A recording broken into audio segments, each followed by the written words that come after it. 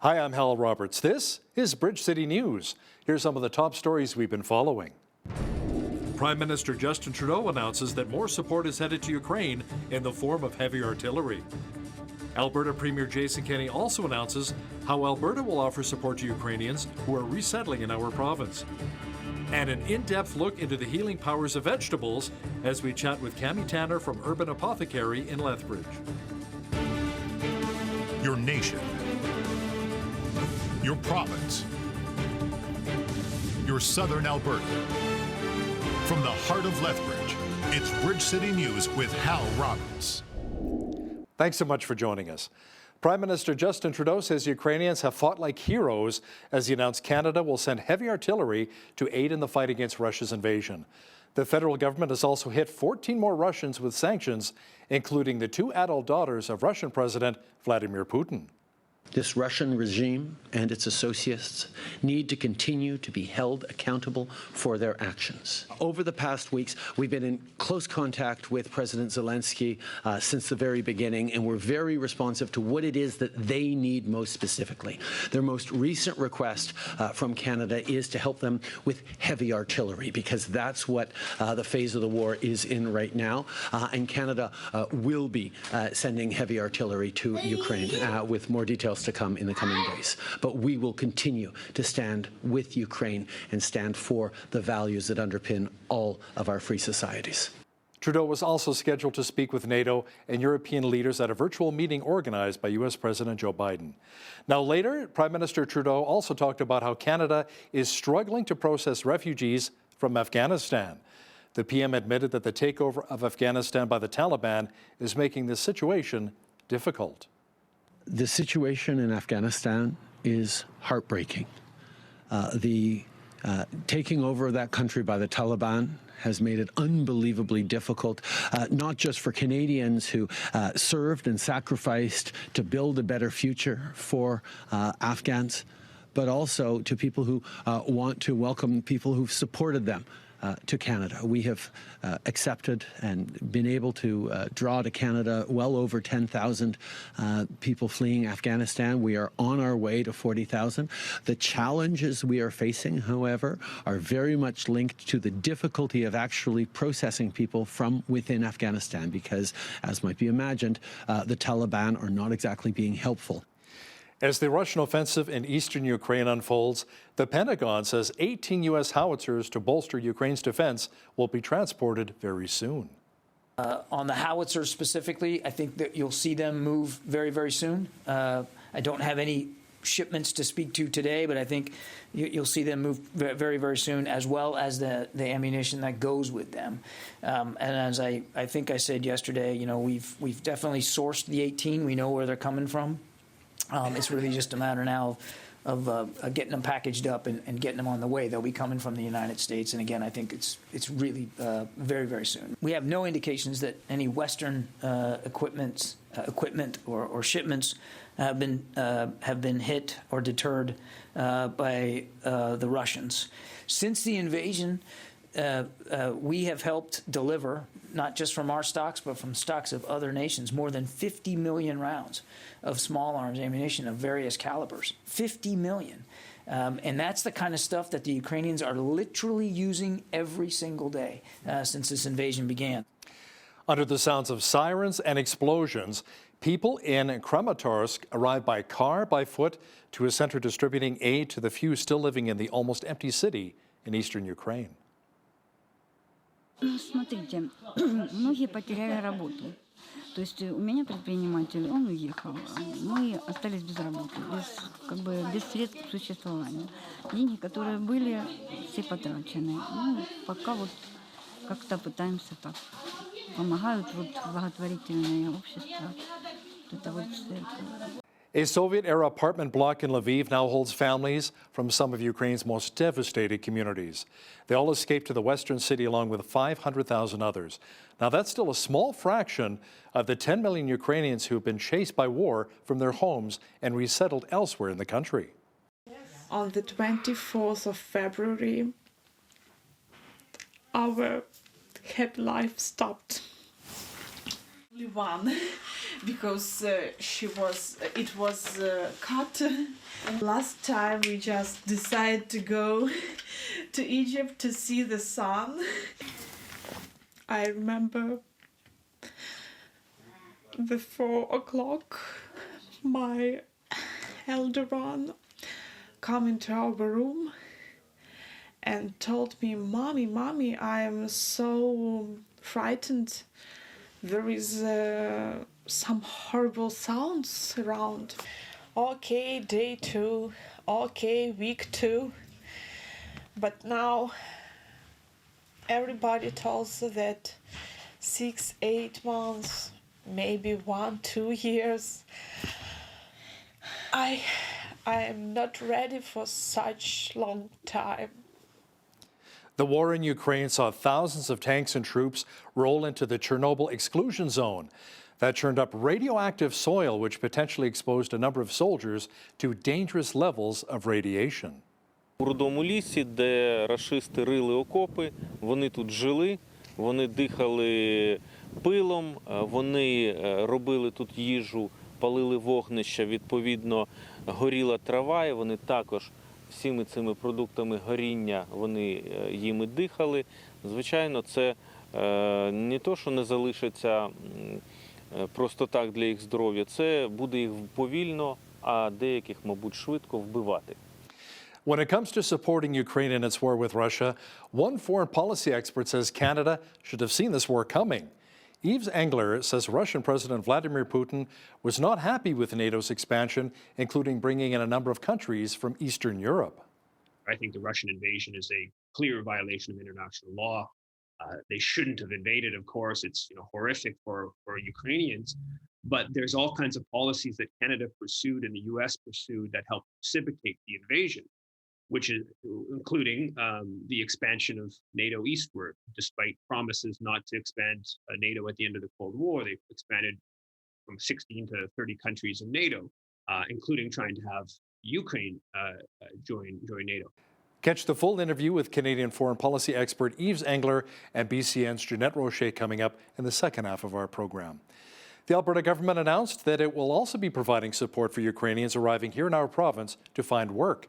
Officials say the province will help Ukrainian children settle into school and childcare and help families access health care. Alberta Premier Jason Kenney says the ongoing support of the people of Ukraine is vital. Today, I'm pleased to announce an additional support from Alberta. We estimate of $2 million of support to provide rapid settlement support to Ukrainians arriving in Alberta. People fleeing their country, having left everything behind, who often will arrive here not speaking English and sometimes having no relatives or friends, are in significant need of immediate and comprehensive support so that they can begin to live secure lives here, but also cope with trauma and other challenges that they bring with them from the conflict.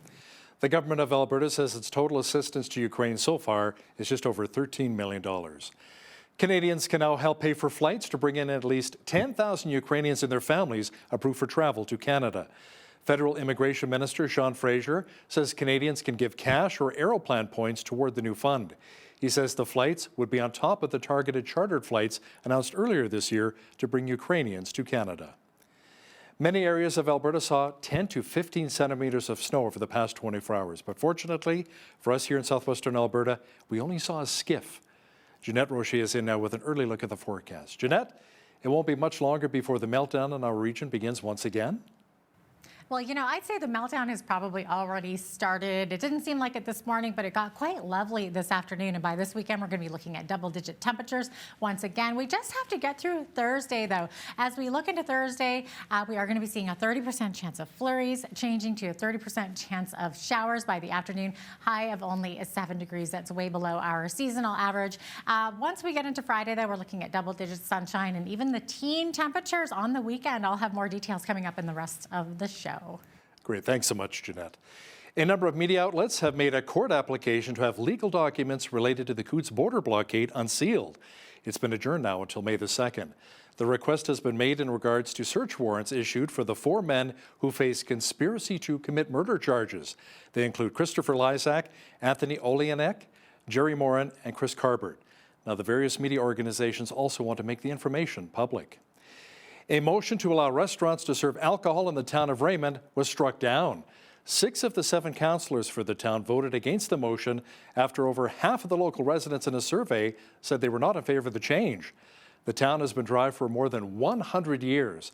There's no liquor store in Raymond, a town of around 4,000, but people can still buy alcohol in neighboring communities and drink at home. Curtis Pratt, Chief Administrative Officer for the town, says it was important to give the public a voice. Council's main objective in this conversation was to make sure that the public had an opportunity to have a voice. They were elected with a main platform of most of them to increase kind of that engagement with the community. And this was a tremendous tool, to get up to 900 registered participants on Let's Talk Raymond, which is our engagement platform going forward, will really help us to be able to engage the public. And so from that perspective, it's been a tremendous success. And I know that council's been very appreciative of just the overall positive nature of the conversation. They understand that there's going to be people who are completely disappointed in the decision and those who are completely thrilled with the decision, no matter which way they would have gone on this. But overall, the tone of the discourse has been positive, and I think council just wants to express their appreciation to the community for participating and doing so in such a civil manner. Pratt adds that temporary licenses can be obtained to serve booze at weddings and other special occasions. You know, when it comes to our overall health, it is vital to incorporate vegetables such as mushrooms into our diets. That's according to naturopath and owner of Urban Apothecary, Cami Tanner.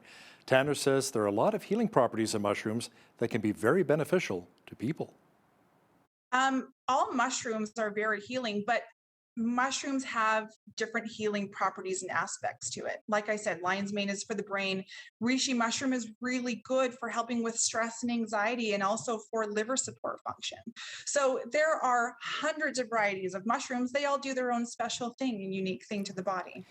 Make sure you catch the full interview with Cami Tanner from Urban Apothecary discussing the healing properties of a number of foods coming up later in our broadcast. A local organization is looking for donations for a haircut salon for the homeless.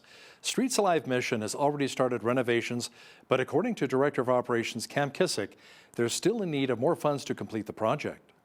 We needed about $4,000 to cover the renovation costs. And we've already raised approximately $3,000 of that.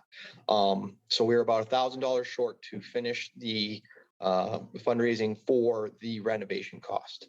On top of that, there is a couple monthly expenses that happens once this is in operations that we will be looking for people who are willing to make a monthly donation towards the CareCut Center. Those wishing to donate to the CareCuts project are encouraged to reach out to Streets Alive. There was a classroom full of furry friends on campus at Lethbridge College on Wednesday. The Lethbridge College Students Association is putting on Doggy De-Stress during finals week. As Nathan Ryder reports now, the dogs were very helpful and popular. With final exams on the horizon, the Lethbridge College Students Association are providing a friendly and furry way for students to relieve stress. Doggy De-Stress took place on campus this week and takes over a classroom where students can freely come and go and interact with dogs. Tanner Marcer, the Events and Communication Manager for the LCSA, says that Doggy De-Stress brings a feeling of home to campus. It has been wonderful. A lot of smiles, a lot of cuddles, a lot of pets for the dogs too. So I really think the dogs appreciate it. This event has been going on for about 7 years, I believe. It got the idea from just a good idea for stress relief for students.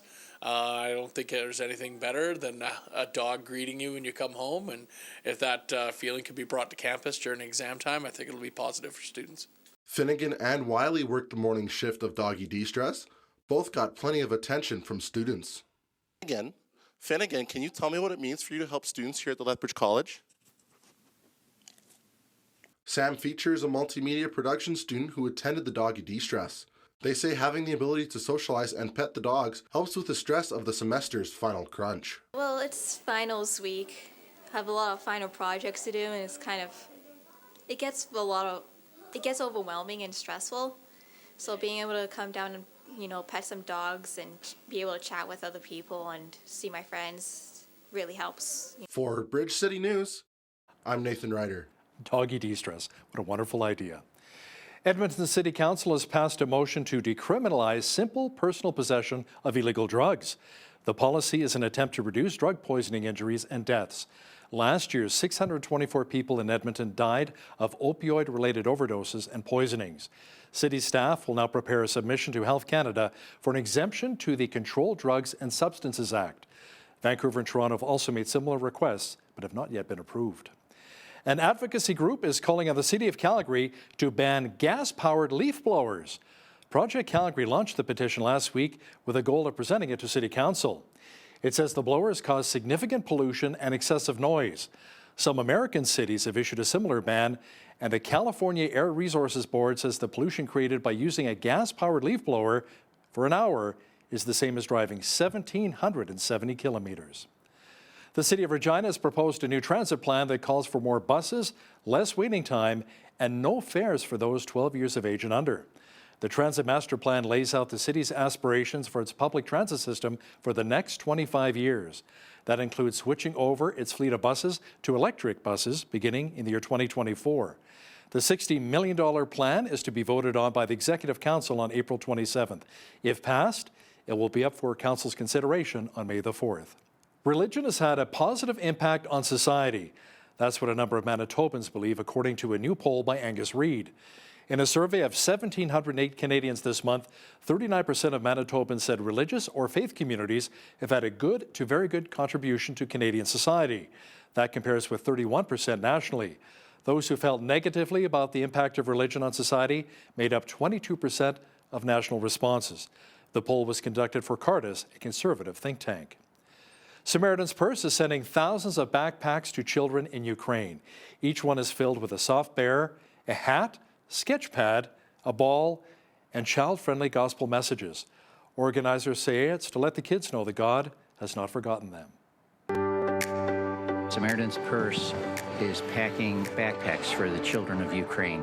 We're going to be sending those backpacks on our DC-8 aircraft, and from there they're moved to the distribution points throughout Ukraine. These backpacks are filled with some awesome items like a notebook, and there's some crayons, and there's a hat to keep them warm on the journey, and also a fun smiley face ball and a little toy as well. There's also some items that teach them about God's love. My prayer for these kids is that they will know Jesus, and that they will know that He never leaves them, never forsakes them, and that He loves them so much and is with them every step of the way as they flee such a terrible situation and try to find a new normal where they're going. Well, we had a much cooler day in southwestern Alberta as we barely got above the freezing mark. But fortunately, a warming trend is on the way. Complete weather details are coming up.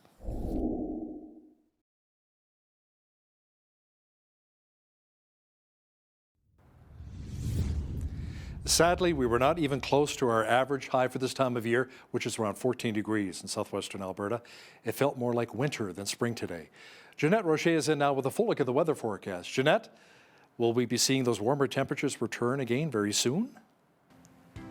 Yeah, we sure will. In fact, by this weekend, we could be looking at teen temperatures. Before we get there, though, we do have to get through a Thursday where we're looking at a 30% chance of flurries. By the afternoon, that's going to be changing to 30% chance of showers. High of 7 degrees tomorrow. And look at those overnight temperatures, too, in the minuses. That's way below average for this time of year. Friday, though, that's where we get into those double digits again. 10 degrees on Friday, 11 on Saturday, up to 12 on Sunday with beautiful sunny skies. And look at those temperatures for Monday and Tuesday. We're looking at the teens there, 15 on Monday, 14 the high on Tuesday with partly cloudy skies. So that should put us back to where we should be for this time of year, according to the almanac. The average seasonal high right now should be 14 degrees. We're not going to get there till next week. Average low 0 degrees. 27 was our high temperature back in 1980, and in 1951 we had the chilliest day on record, which was -9. 6:29 is when the sun rose this morning, and our sun set this evening right at 8:31 p.m. Loving those long days of sunlight. Even when we see snow on the ground, it's nice to see that sunshine in the sky late into the evenings. Okay, so 60% chance of showers tomorrow in Victoria, 10 degrees the high. Rain also expected tomorrow in Vancouver, 11 the high, 4 degrees the high in Edmonton, partly cloudy skies with 20 to 40 kilometer per hour winds. In Calgary, expecting some flurries again tomorrow with a high of 4 degrees. As we look to the rest of the prairie, Saskatoon seeing a high of 4 degrees, mix of sun and cloud. Regina, 2 degrees, partly cloudy skies as well. Now, Winnipeg also seeing some flurries there and some winds. 4 degrees the high there. It's still feeling like winter time in Winterpeg. Over in the central part of the region here of Canada, 17 the high in Toronto, looking at showers. Showers ending in the afternoon. In Ottawa, 10 degrees the high. 9 the high in Montreal, with showers beginning in the morning there. So it should be a rainy part of the country for sure in that central region there. Lots of sunshine though on the east coast. Fredericton sitting at 12. Same thing for Halifax. 8 degrees the high in Charlottetown and 7 the high in St. John's, Newfoundland, with partly cloudy skies there. So there you have it. That is your forecast. Canadians stranded due to a data breach affecting Sunwing Airlines say the situation on the ground is still one of confusion and chaos. Sunwing says it continues to check in passengers manually after server networks belonging to its third-party service provider were compromised earlier this week. It says it's working with other airlines to source more aircraft to help relieve the backlog at some airports and is allowing some customers to change their departure date with no fees. Economists are looking for another jump in the Bank of Canada's key rate at its next setting after the annual inflation rate hit its highest level in more than 31 years. Stats Canada says inflation has gone from 5.7 to 6.7%, mainly due to higher gas prices. The Bank of Canada increased its key policy rate by 0.5 point last week to try to rein in inflation. Economists say we should expect another 50 basis point hike on June the 1st. The heads of the International Monetary Fund and the World Bank are warning that rising interest rates are squeezing the world's poorest countries as they struggle with rising food prices and the fallout from the pandemic. Officials from the World Bank say there's a huge buildup of debt, especially in the poorer nations. They say as interest rates rise, debt pressures will mount and urgent solutions will be needed for developing nations. Netflix stock is continuing its downward trend after reporting its first subscriber loss in more than a decade. The unwelcome surprise drove stock down 26% on Tuesday, and Wednesday it had lost more than a third of its value. The subscriber loss has Netflix considering changes to its service that it has long resisted, which is minimizing password sharing and creating a low-cost subscription supported by advertising. Now, here's a look at today's markets. The TSX was down 20 points on the day to finish at 21,998. The Dow was up 249 points to 35,160. The S&P 500 was down 2 points to 4459, and the Nasdaq was down 166 on the day to 13,453. West Texas Intermediate Oil was up 19 cents to 102.75 US per barrel. Natural gas was down 36 cents to 6.82 US. Gold was down 11 cents to 1957.66 US an ounce, and silver was even on the day at 25.20 US an ounce. Feed wheat is at $13.88 per bushel, barley's at $9.68, canola's at $26, and corn is at $11.94 per bushel. Live cattle were up $1.73 to $143.08, feeder cattle were up 85 cents to $157.50, and lean hogs June contract is down $2.58 to $118.75. The Canadian dollar was down slightly over the past 24 hours to 80.01 US.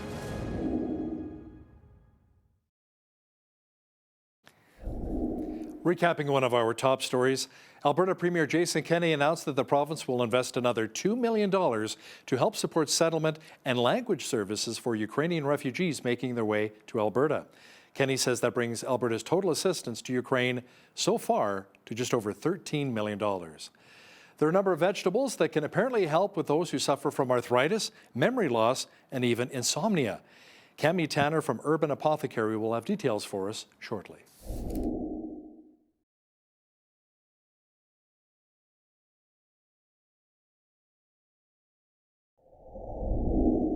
The COVID-19 pandemic really shook many components of our daily lives. Everything from politics to civil rights to spending time in the park was really affected by it. Some even say that our faith in the Canadian healthcare system has also been damaged. Even before the pandemic, many were saying that Western medicine of Alberta Health is a broken system. But what are the alternatives? Are there really any?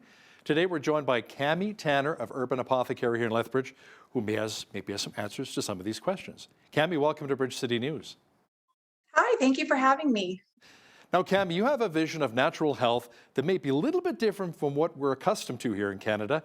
Can you explain what that vision really is?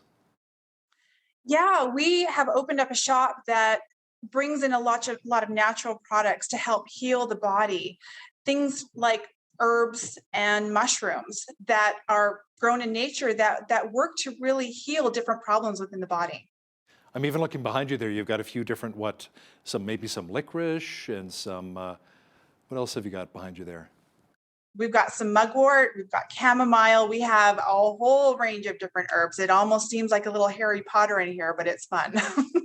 Now, do you believe that there's a natural remedy for many human ailments or diseases? Absolutely. There's a number of things that are grown naturally that work to heal the body.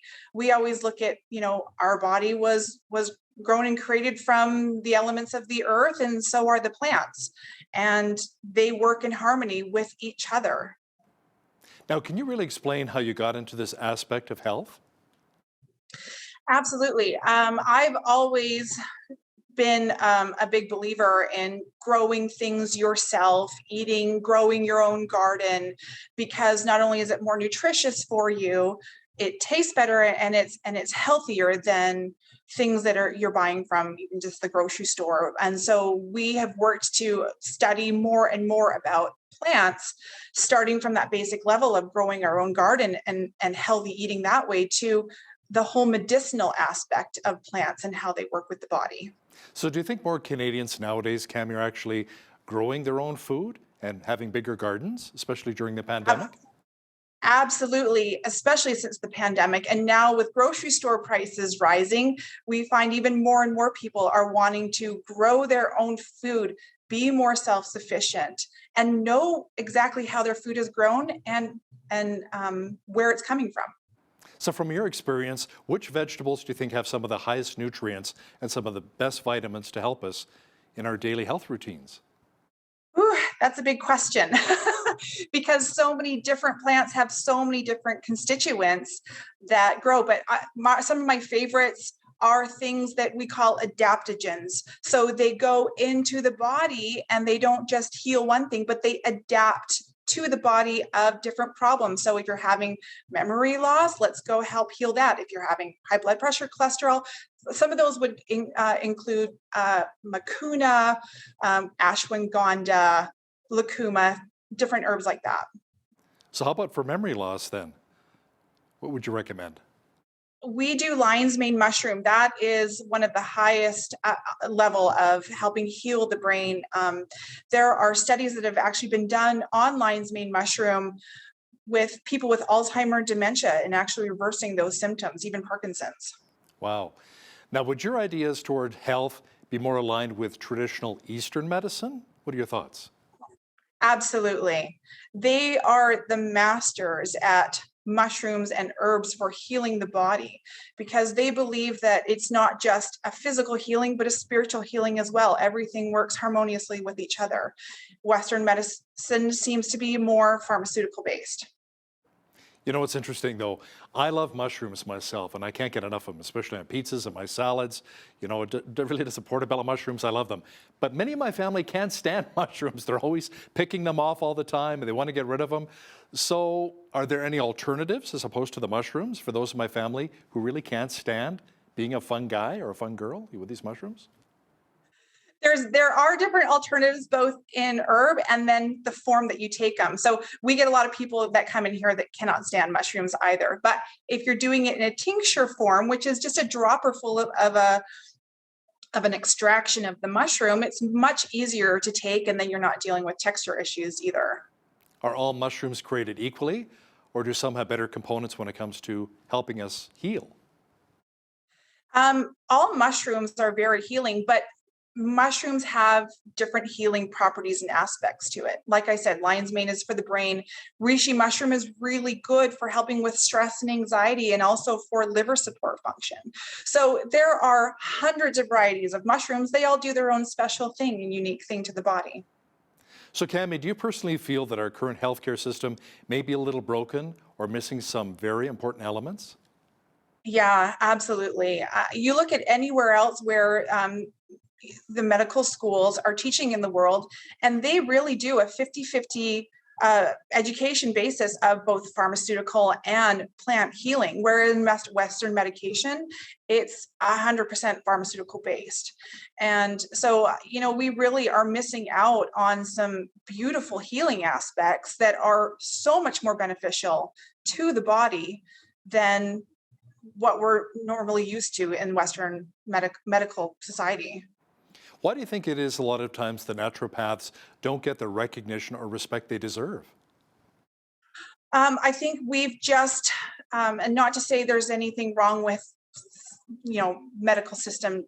Well, let's just say there's a lot of people that think that naturopaths are just hocus pocus and that they've just put blind faith in the medical system in pharmaceuticals and not really doing their background and education for themselves on how those really affect the body and how they really heal or treat. How about some vegetables that may help with during the COVID-19 pandemic and help to maybe not necessarily heal, but maybe help offset some of the symptoms people suffering from severe viruses? Yeah, I mean, there's a lot of plants out there that are antiseptic, that help support the immune system. Like shiitake mushrooms are really great for helping with immunity.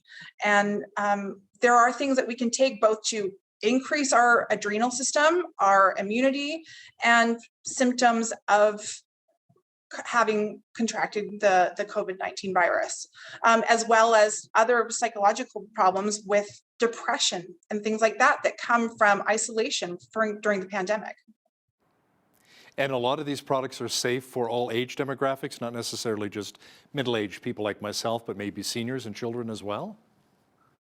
We always recommend that with children, smaller doses always, but we always like to ask people to go to their naturopaths and get their advice, especially when it comes to children, because we never know how with the growing bodies, how they may react to it. So we always like to just get the naturopath's recommendations when it comes to that, but always smaller doses for sure.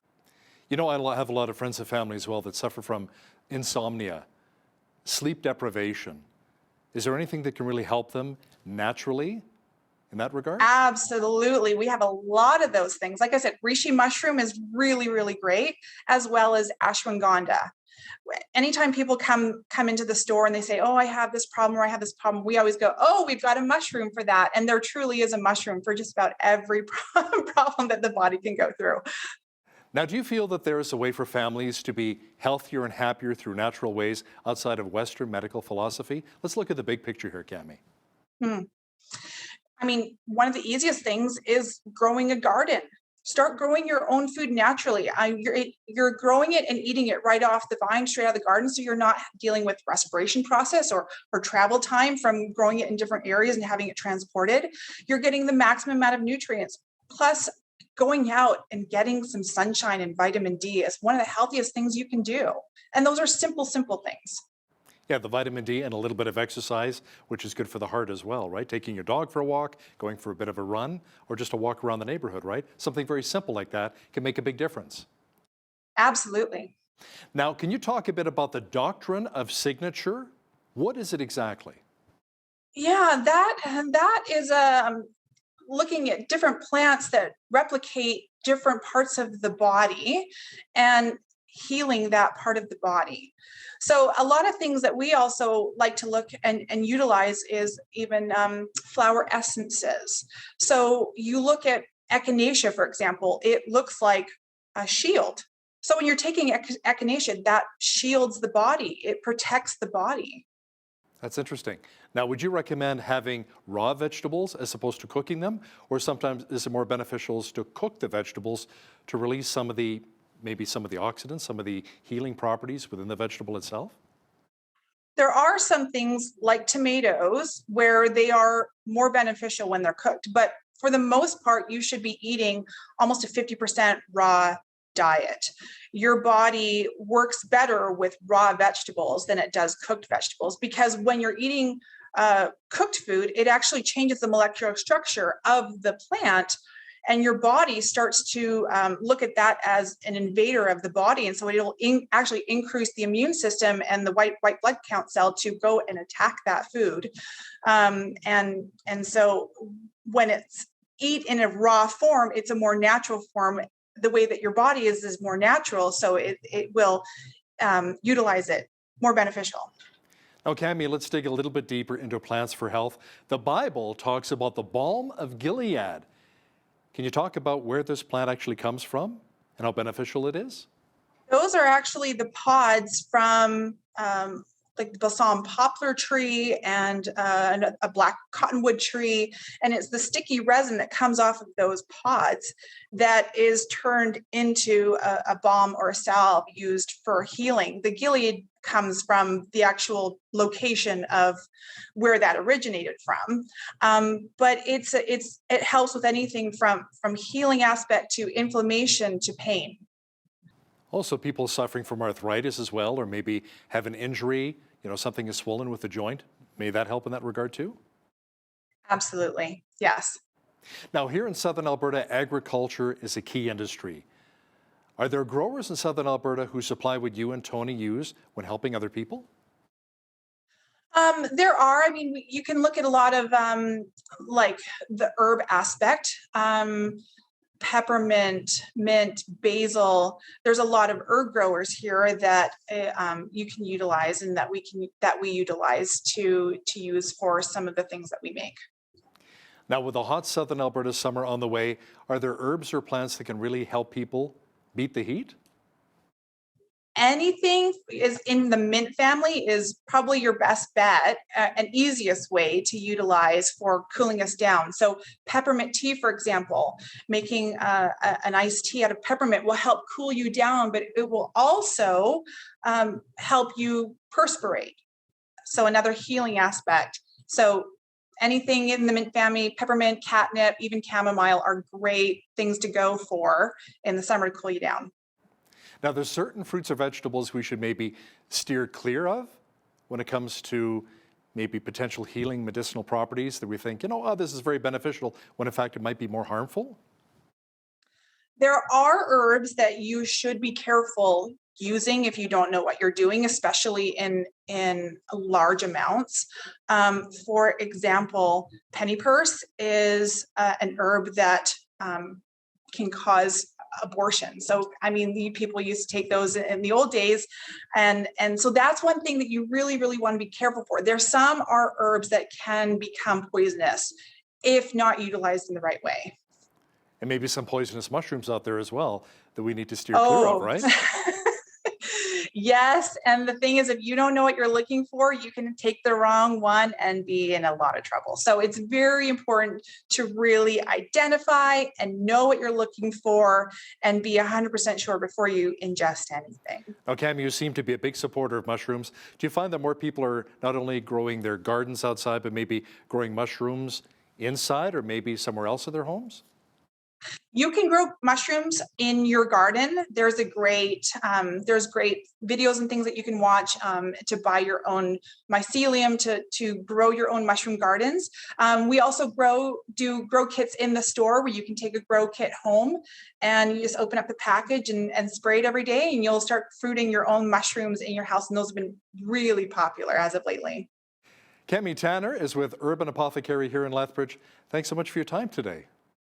Thank you so much.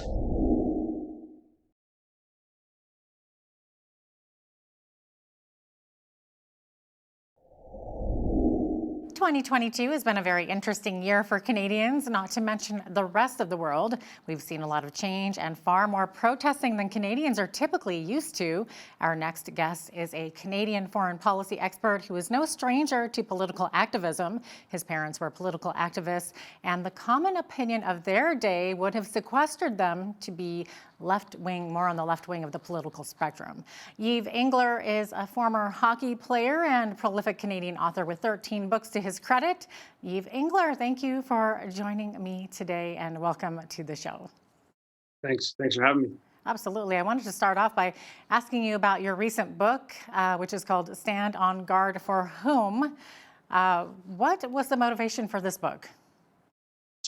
Well, it's a people's history of the Canadian military. So it's a historical account of the Canadian military from the perspective of those who have been victimized by the Canadian military abroad and here. And I trace the history of the Canadian military as a British force that conquered these lands from First Nations right up until today, where the Canadian military is used, or helped overthrow the elected government in Haiti in 2004, bombing of Libya in 2011. Has a aggressive posture in many parts of the world.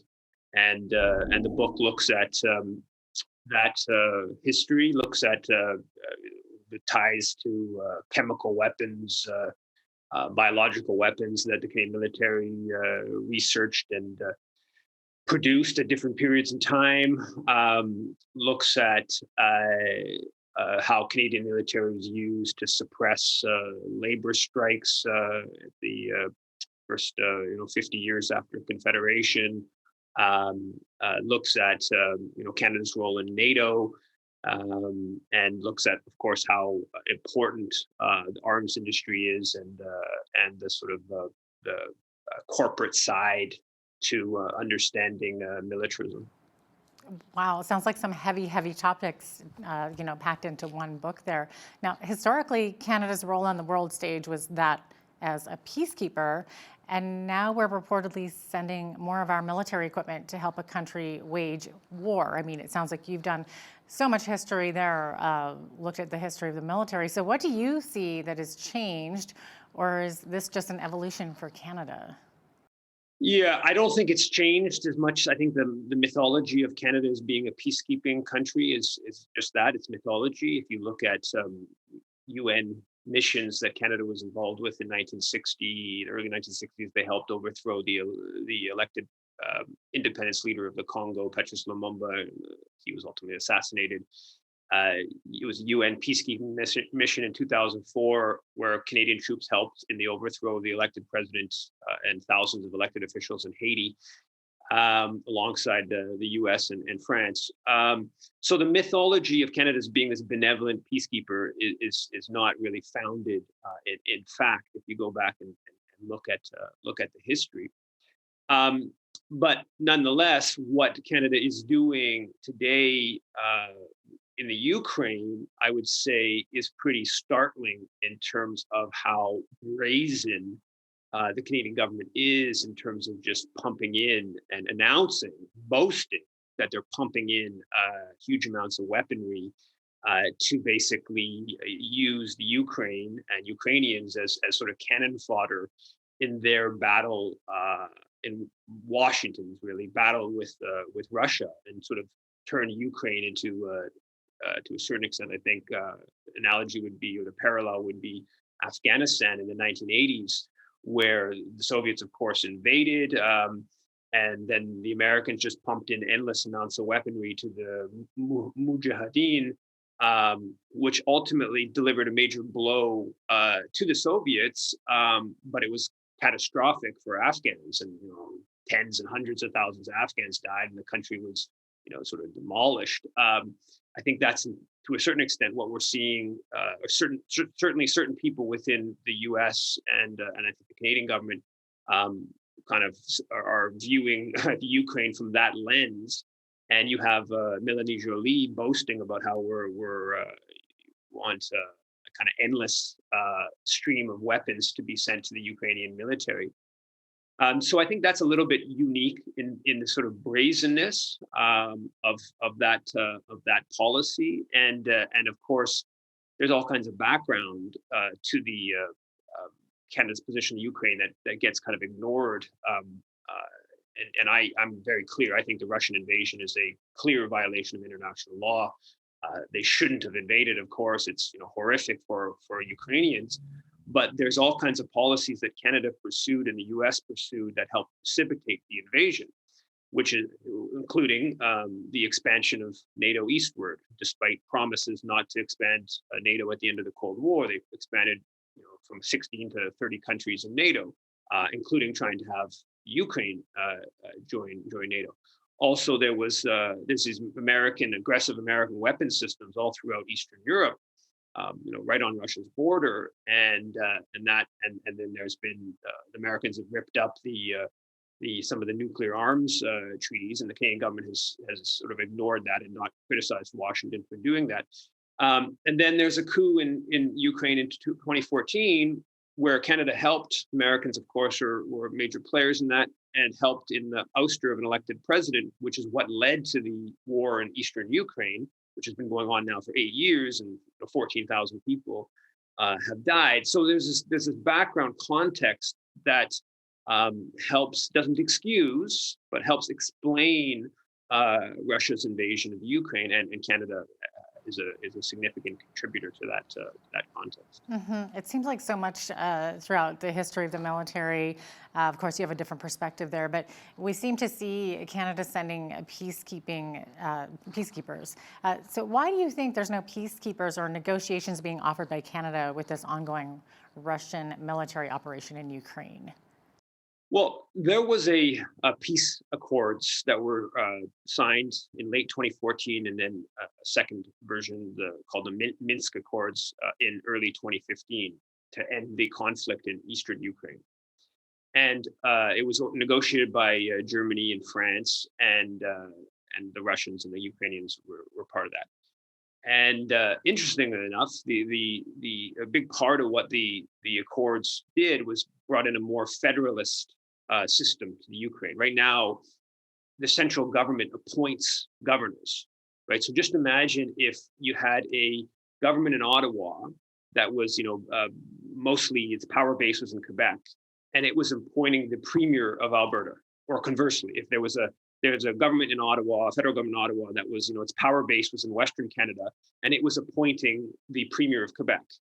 That's a recipe for political trouble, right? And that's what currently happens. And so basically what the Minsk Accords had was that they bring in more autonomy for the eastern part of the Ukraine that's more oriented towards Russia.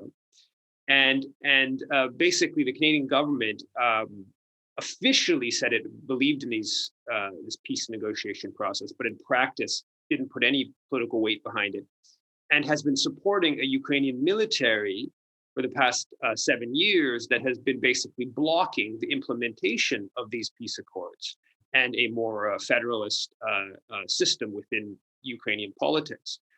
So the Canadian government has clearly made a side. It's chosen a side. It's chosen the side that it's a side that Washington is backing, and it's a side that big chunk of Ukraine is a very divided country, where the western half of the Ukraine, the central and western half of Ukraine, is more European and Western oriented, and the southern and eastern half of the Ukraine is more Russian oriented. And basically we've chosen to back one side of the Ukraine, and again, we're not too concerned about having a peace negotiation today, because we're happy to use Ukraine as a proxy against Russia, right? So we're happy to have a government in Kyiv that's hostile to Russia, happy to put in all kinds of weapons to have Ukrainians fight the Russian military, which is mostly damaging for the Ukraine, but also damaging for Russia. So from a geopolitical perspective, that's something that Washington supports, and Ottawa is going along with it. So yeah, peace negotiations are not high on the priority list of the Canadian government, because they haven't been for 8 years, and they continue not to be. I think the only way that they will be is if the Canadian public starts demanding an end to the escalation, right? Instead of sending much more weapons, let's start pushing for negotiations. But that's not where Canadian politics are at right now. But that's why Canadian public needs to get engaged and put some pressure on the government to change course. So has Canada historically supported different political movements in Ukraine? Yeah. I mean, Canada has supported, I did a piece on the so-called Orange Revolution of 2004, and that was somewhat similar to what happened in 2014, where the elected president Yanukovych was ousted, who was more sort of viewed as closer to Russia than to the West. basically a similar kind of dynamic happened in 2004 with the so-called Orange Revolution, where Canada put all kinds of support behind the more pro-West civil society groups in the Ukraine. It had this protest movement that ultimately overturned election results and got this politician that was a more pro-NATO individual as president. And if you go back, right since Ukrainian independence in 1991, Canada has been putting lots of money into supporting, alongside the National Endowment for Democracy in the U.S., putting millions of dollars, tens of millions of dollars into supporting sort of pro-NATO groups and within the Ukraine. And if you go back even before that, during the Soviet times, the Canadian government basically viewed Ukrainian nationalism, which is often associated with sort of far right kind of neo-Nazi, has a whole sort of neo-Nazi background, or actually Nazi background during World War II. So the Canadian government was stoking Ukrainian nationalism throughout the time of the USSR, where of course Ukraine was part of the USSR. So nationalism was very much viewed as a weakening of the Soviet Union. So that the Canadian government has been promoting that type of politics within Ukraine for decades. Wow, that's really interesting. So what do you know about the Nazi history in Ukraine? Are these Nazi groups who support the Zelensky regime the same people the Canadian government is now supporting? Yeah, to a certain extent. I mean, it's a tricky one. I think that what the Russian government is saying of the whole, we're going to denazify the Ukraine, I think that's a pretty serious exaggeration. But it's also very true. I mean, the Azov battalion, a battalion within the Canadian or within the Ukrainian military, is a far right neo-Nazi organization, and the Canadian military,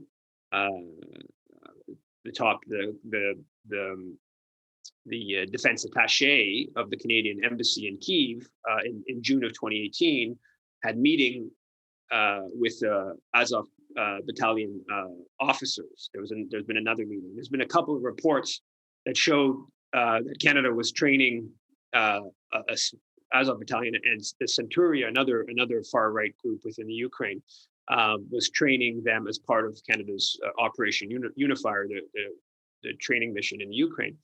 And when David Puglisi, the Ottawa Citizen, reported on that, and he got the internal files from the Department of National Defense showing that they basically were really concerned that this would become public. They knew the political background of these groups that they were meeting with and working with, and what they were concerned about was the optics of that, the information becoming public, and how to respond when the information became public. So undoubtedly, the Canadian military has worked with far right neo-Nazi groups, in recent years, and almost certainly in recent days in Ukraine. But at the same time, there's another history. I mean, like Chrystia Freeland, Canada's deputy prime minister, former foreign minister. I mean, her dad or her grandfather was a editor of a pro-Nazi publication during World War II, and he left when the Nazis got driven out, the Germans got driven out of Ukraine. He left with them and retreated back towards Germany. So there's also this a broader history of Canada after World War II having lots of the Ukrainians who had allied with the Nazis. Thousands of them were able to immigrate to Canada. So Canada has been sympathetic to this a certain type of Ukrainian nationalism that they murdered huge during World War II. Ukrainian nationalists murdered huge numbers of Polish people and Jewish people, all kinds of horrific massacres, and because the Ukrainian nationalists were viewed as anti-Soviet, they were basically viewed as sort of allies of the Canadian government during and after World War II. This is such an in-depth and interesting topic. We could go on, but unfortunately we are out of time. But Yves Engler, we just thank you so much for coming on and sharing your time with us today. Thanks a lot for having me. Absolutely. Yves Engler is an author and Canadian foreign policy advocate. I'm Jeanette Roche on behalf of all of us here at Bridge City News. Thanks for watching.